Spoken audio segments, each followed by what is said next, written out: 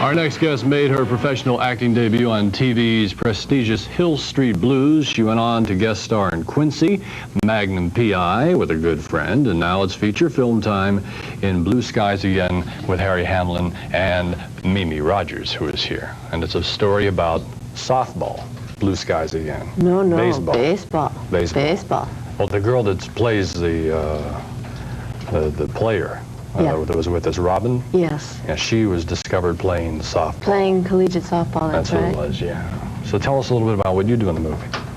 Well, I play a sports agent, and I am the one who kind of discovers her and champions her and is going to break the sex barrier with her. And she's what, the first female to get on a male's team? Yes. What happens when she actually does get on the team, the whole sort of catch is that she is the first woman to play Major League Baseball. Have you ever wondered why that hasn't happened yet in real life? Yeah, I think it's pretty obvious why it hasn't happened because, you know, like when I was growing up, we didn't have Little League for girls. You know, the girl kids were not playing baseball. And I think now with girls getting more involved in all kinds of sports, soccer and hockey and everything, I think what you could see happen now is that there are little girls starting to play hardball, and these little girls may become inspired to want to play professional baseball.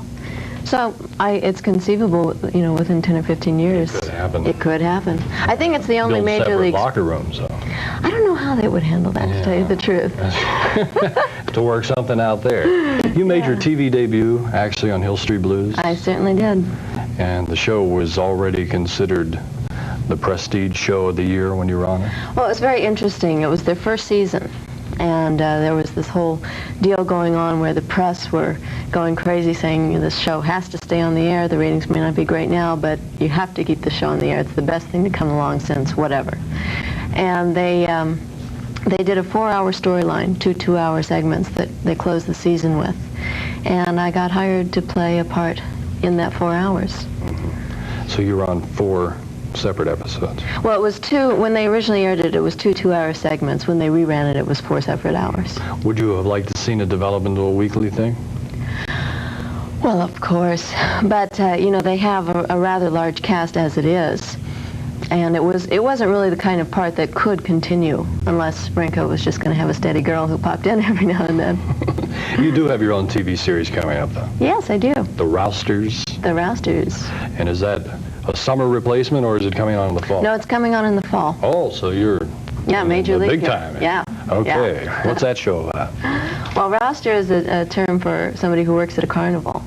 So Chad Everett is in the show, and it's kind of the modern-day adventures of the Wyatt Earp family. He is Wyatt Earp III, and he has a crazy mother and a crazy brother, and they come to work at my father's carnival, where I am second in command, working with the lions, teaching school to the carnival kids. You get yourself in some wild situations. I know, it's a lot of fun. I got to ride on the elephant while we were working. Oh, that would be fun to do. Oh, yeah. It was fun. You said, did you play an agent in the film? Yes. A baseball agent. Did you kind of maybe look at your own agent as a sort of way to pattern yourself? I think it was probably a combination of all the agents that I've known and seen. You know, I guess there's a certain attitude or a certain philosophy that goes with agenting. You have to be aggressive. You have to be a little thick-skinned. You know. Oh, yeah. Oh, yeah. You just have to kind of go out there and sell your client. And that's certainly what I did. You appeared on Magnum P.I. Yeah. Is that where you met Tom Selleck? No. You met him before? Well, we had done a film together called Divorce Wars for television. I actually met Tom for the first time before he was doing Magnum or anything in a dance class. But that was years ago. Tom Selleck takes a dance class? He was at the time. What kind of dance?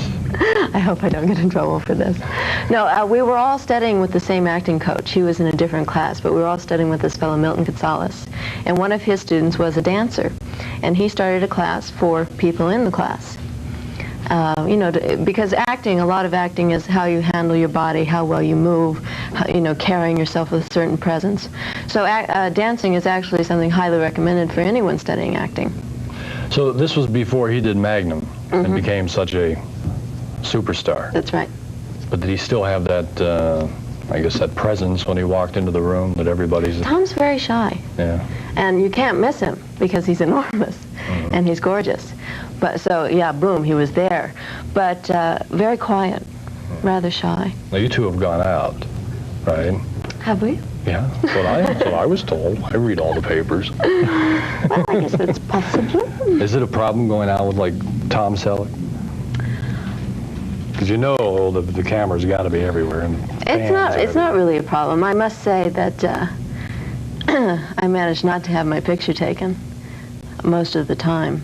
The only thing that really can be a problem, I think, with going out with someone who's very recognizable is that when you do go into a movie or a restaurant or what have you, you know that you're going to be watched. People are just going to sit there and watch you, see what you do. You ever want to go into a restaurant when everybody's watching you and just, like, maybe eat with your hands? I did that. Did you? I was completely outrageous. Did you really? What did you do?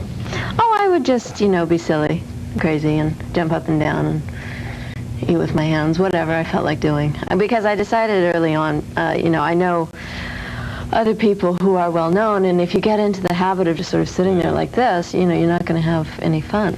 So I just decided, well, be myself and not worry about it. Mm-hmm. When you go to a restaurant, you see somebody that's a big star. Yeah. Do you stare? Of course. Yeah. So you're just like the other fans also. I mean, I try to be discreet. I give, one of those shots, and then I try to lay back a little bit. Yeah. Ever asked for autographs? No. No. No. I just... Well, for one thing, I've never really understood the fascination with having somebody's name written down on a piece of paper. Understood. What do you do with it? I never understood it. What do they do with it when they get it home? I guess you keep a scrapbook or something, but it's never really... We did meet a lady a couple weeks ago that has a photo album of like, she takes pictures of stars, and then after they're processed, she chases them around to get them to sign the picture. So she's an avid fan of, But like, she was showing us pictures of people that she says, "Oh, this is the guy that does the Winchell's donut commercial." And I was like, "Great," But picture or just autograph. I never did understand that myself on a piece of paper. No. Yeah, I had Chubby Checker's autograph once. What did you do with it? I had left it in the glove compartment of the car that I had at the time, which I have since traded it in. So somebody somewhere has a '72 Fiat with Chubby Checker's autograph in the glove compartment. Hey, could be worth money. Worth billions. Well, good luck with the movie. Well, thank you. And with the upcoming TV show, The Rousters. We'll see that. Yeah. And thanks for stopping by and seeing us. My pleasure. All right, we're Thanks going for to be having me. back with Dance Fever's Denny Terrio.